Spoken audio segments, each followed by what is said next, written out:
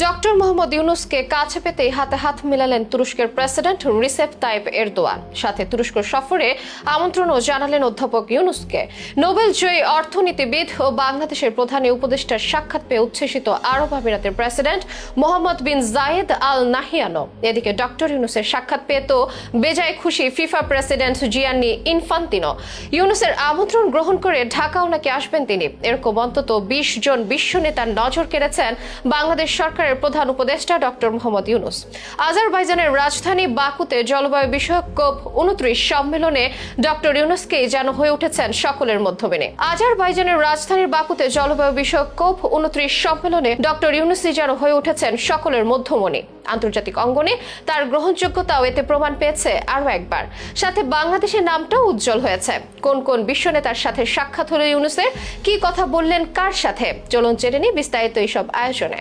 এক জীবনে অনেক অনেক পরিচয় যোগ হয়েছে ডক্টর মোহাম্মদ ইউনূসের নামের সাথে। তিনি একজন সফল ছাত্র, শিক্ষক, উদ্যোক্তা, ব্যাংকার, অর্থনীতিবিদ। তিনি নাগরিক সমাজের সর্বজনন গ্রাহ্য নেতা এবং আন্তর্জাতিক বিশ্বে তুমুল জনপ্রিয় সামাজিক ব্যবসার পুরোধাপ। নতুন করে তার নামের সাথে আরো একটি পরিচয় যোগ হয়েছে চলতি বছরে। তিনি একজন সরকার প্রধান, বাংলাদেশের বর্তমান অন্তর্বর্তী সরকারের প্রধান উপদেষ্টা তিনি। তার বয়স এখন 84। এই বয়সে অনেকেই কাজে কর্মে অক্ষম হয়ে পড়েন, কথা বলার গতি কমে যায়, স্বাভাবিক চিন্তাধারাও অনেকের ব্যাহত হয়। তবে ইউনূস সাহেব এই বয়সে যা যা করে যাচ্ছেন তা রীতিমতো বিস্ময়কর। বলা হয় বাংলাদেশের কোটি কোটি মানুষের মধ্যে আন্তর্জাতিক অঙ্গনে তার গ্রহণযোগ্যতা সবচেয়ে বেশি। আর এটা শুধু কথার কথা না, তা প্রমাণ হলো আরো একবার। আজারবাইজানের বাকুতে শুরু হয়েছে COP23 জলবায়ু সম্মেলন। বিভিন্ন দেশের রাষ্ট্রপ্রধানদের মতো সেখানে গেছেন বাংলাদেশের ডক্টর মোহাম্মদ ইউনূসও। আর এই সম্মেলনে বিশ্বের বাঘা বাঘা সব নেতাদের নজর কেড়েছে অধ্যাপক ইউনূস। মঙ্গলবার অন্তত 20 বিশ্ব নেতার সাথে তার সাক্ষাৎ ও আলাপ হয়েছে। তবে সব দেশের রাষ্ট্রপ্রধানরাই বেজায় খুশি ডক্টর ইউনূসের দেখা পেয়ে। তার কথা শুনে সোশ্যাল মিডিয়ায় নানা ছবিও ঘুরে বেড়াচ্ছে এ সংক্রান্ত।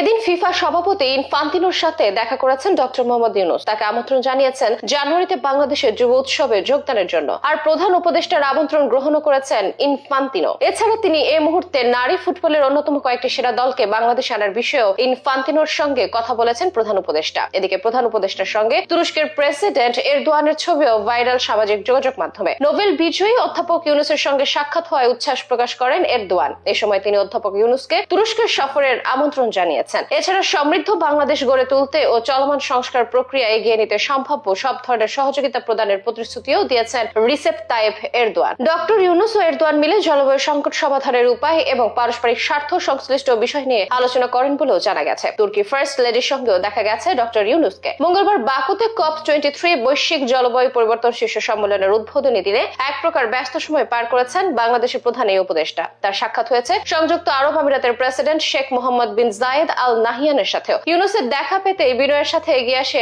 আলাপ করেন আল নাহিয়ান। মালদ্বীপের প্রেসিডেন্ট মোহাম্মদ মুইসু, বসনিয়ার ও হার্জেগোভিনার প্রেসিডেন্ট ডেনিস বেক্রিওভিচের সঙ্গেও বৈঠক করেন ডক্টর ইউনূস। পাকিস্তানের প্রধানমন্ত্রী শেহবাজ শরীফ, ভুটানের প্রধানমন্ত্রী শেরিং তোবগে এবং নেপালের রাষ্ট্রপতি রামচন্দ্র পাউজেলের সঙ্গেও দেখা করেছেন ডক্টর ইউনূস। তাছাড়া বেলজিয়ামের প্রধানমন্ত্রী, ঘানার রাষ্ট্রপতি, রুয়ান্ডার রাষ্ট্রপতি, আলবেনিয়ার প্রধানমন্ত্রী, মন্টিনিগ্রোর রাষ্ট্রপতি, বার্বাডোসের প্রধানমন্ত্রী, ব্রাজিল ও ইরানের ভাইস প্রেসিডেন্ট, এরকম আরো বেশ কিছু বিশ্ব নেতার নজর কাড়েন ডক্টর মোহাম্মদ ইউনূস। মুগ্ধ করেন দেখা দিয়ে ও সামান্য আলাপচারিতায়। চলমান জলবায়ু সম্মেলনে সকলকে মধ্যমণি যেন হয়ে উঠেছেন ডক্টর ইউনূস।